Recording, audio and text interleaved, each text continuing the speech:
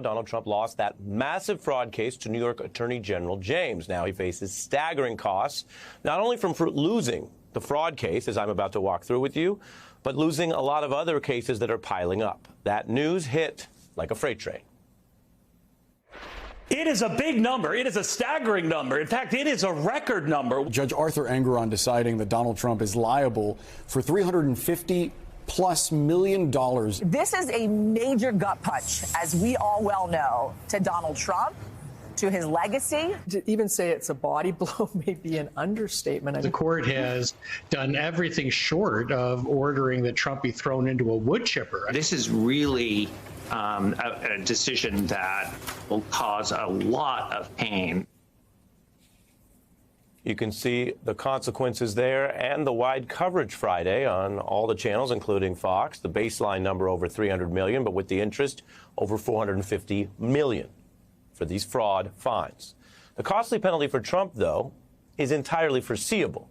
Donald Trump has long done business on the edge or over it, on the line or over it, however you want to put it. He has clearly, repeatedly broken ethical and legal rules, and he profits as he goes and then just waits around to see what, if any, consequences there are. Now, let me tell you this up front. Donald Trump has to pay up or appeal within this 30-day deadline. If he appeals, as he knows himself from past losses, he still has to put up huge sums of money.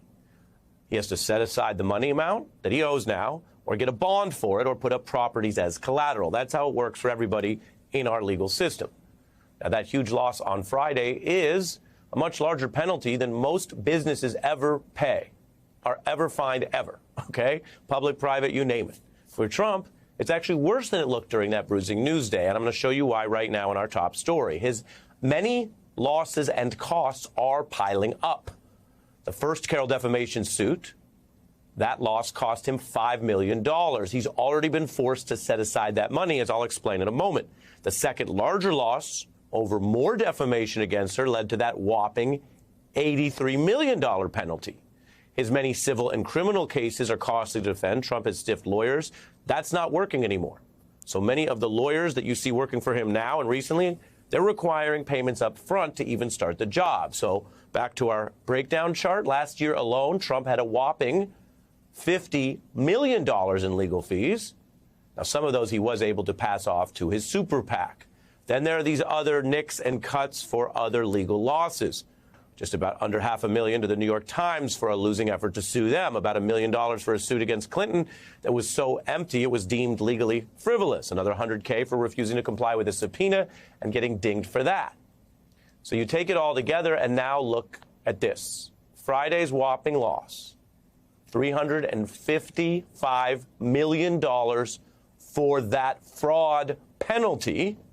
And then with numbers that large, the interest on the fraud fine adds up every day until paid. So that animates up. You see, this is a lot. This is a lot of colors and a lot of costs to another $100 million in fraud interest payments. Together, the recent losses hit $600 million. This is well over $500 million when you take it all together. And what we reported on Friday was just part of the chart you're looking at. When you look at it all together, as you can see, this is ominous for anyone as a matter of business. And if your business is tied to who you are personally, then as a matter of your life and your wealth, or lack thereof, for the long-term future. Now, even though that's a lot of money, you might have heard people, even non-MAGA people, kind of try to minimize some of this. Maybe you've heard this over the weekend as people react to the news. Some people suggest maybe he won't have to pay for it all, or it's not that much to Donald Trump. Well, let me tell you tonight, we work with the evidence. I've heard those claims myself from different people.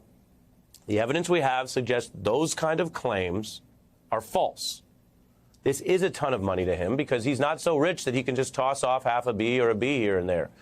Now, there are people like, say, Elon Musk, who could do that because for Elon Musk, even $1 billion is still a small fraction of his total worth. The evidence shows that's not the case for Donald Trump right now. This man, now punished severely for habitual fraud, according to New York State, has used spin and rhetorical fraud to make people, even some of his critics, actually fall into those talking points I mentioned, fall into the habit of mind of wrongly thinking he has more than he does. So I'll show you the evidence first. Donald Trump does not have enough cash around to even cover this fine, let alone the other costs that I mentioned stacking up. When forced to account for his cash, the bluster fades. It turns out Trump has under $300 million on hand in cash. And I told you we deal in evidence. That's according to his own recent financial statement, what he put forward. And if he owes over $500 million and counting, how does that impact his net worth? Again, a long way from Elon. Trump has about roughly $2 billion. Okay, that's according to the New York prosecutors who studied his books to win this case, who had the better side of the argument, who won according to the independent judge, as well as other assessments, as the AP reports you see right there. So by those numbers, Trump's punishment and related costs are actually now taking out roughly a quarter of his net worth and counting. Now, about the other piece of the conventional wisdom that, well, Trump gets away with everything, almost everything he wants to. Somehow he outruns every penalty, quote unquote. I'm putting that in scare quotes. Well, remember, I'm going to be very direct about this. When you hear that, whether you hear someone say it or someone post it on the internet, you got to remember something. A lot of people are just talking. They're not doing research. They're not checking the evidence. They don't call around to ask experts or check the legal rules before they say things like that. So you can hear it 5 times, and it doesn't make it any more valid than if you heard it once, none, or 100 times. It's not based on anything. So you might hear people say, well, Trump isn't even paying these fees. Well, in reality, there's a legal process. Losing defendants who don't pay can just have their bank accounts frozen, their property seized. That's an even worse and more extreme measure, which is used. And then take the earlier fine I mentioned in that list for the defamation loss. The first one, we can report for you that money has already left Donald Trump's accounts. So if you heard someone talk about this, maybe they don't know that. Maybe they don't care. Maybe they don't follow the facts. But I can show you here. He already was forced to put it in a trust, meaning the money left his accounts. It's held by his law firm under the standard rules during an appeal. And that alone is over $5 million he parted with. Politico noting Trump would likely have to sell something, although it wouldn't necessarily have to be property. He can sell investments or other assets during all this, as clearly the costs are outstripping what he has on hand. And all of this comes on top of the various criminal trials that Trump is now bracing for. The first ever criminal trial of a former U.S. president.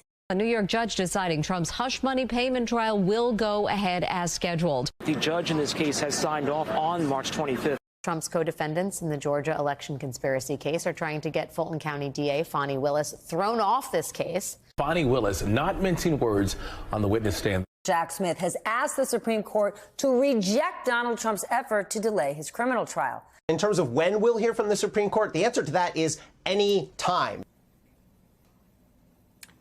So I started tonight reviewing all of the assorted fiscal, financial problems for Trump from largely the civil side. There's only 2 types of law in America. Don't let it get too complicated. There's civil.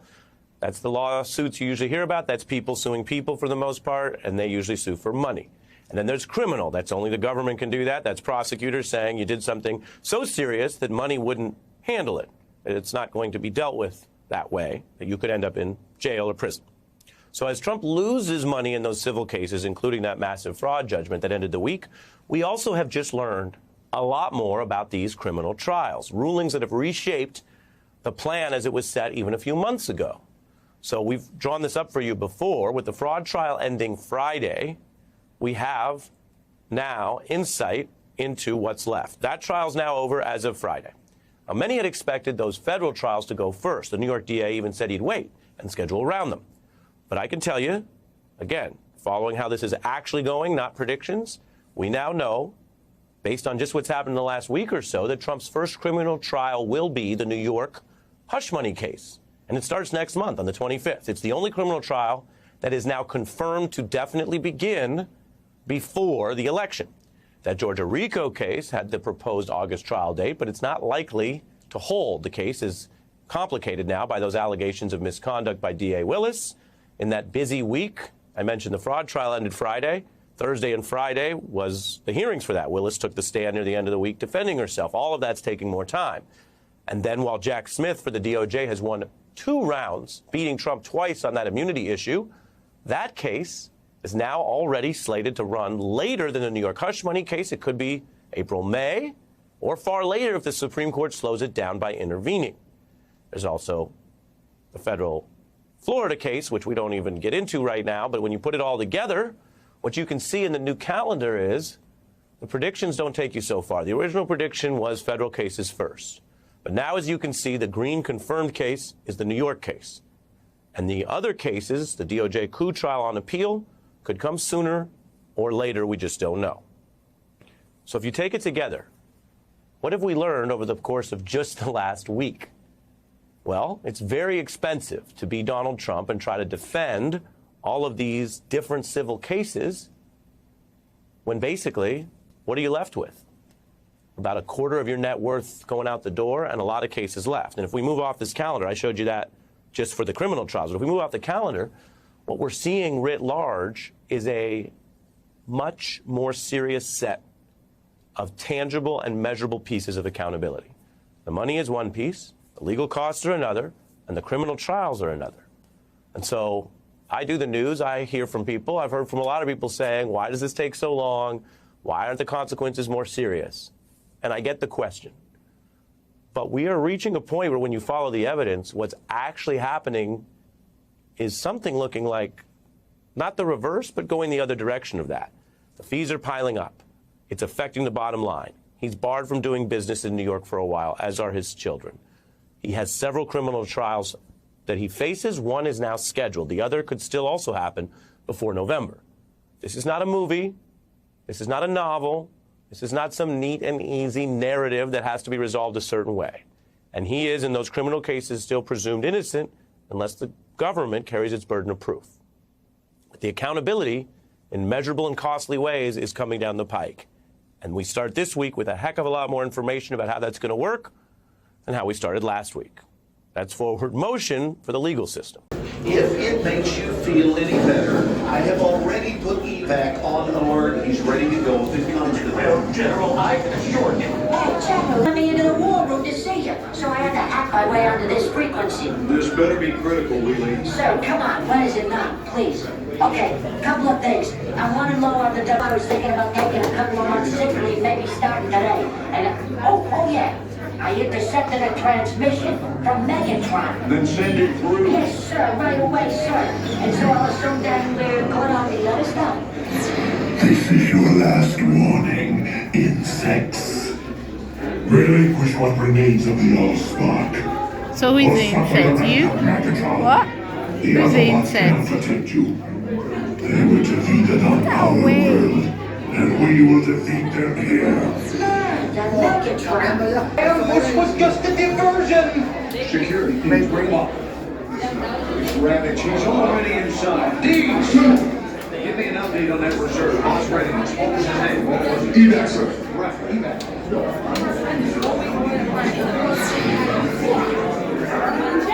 She's right in front.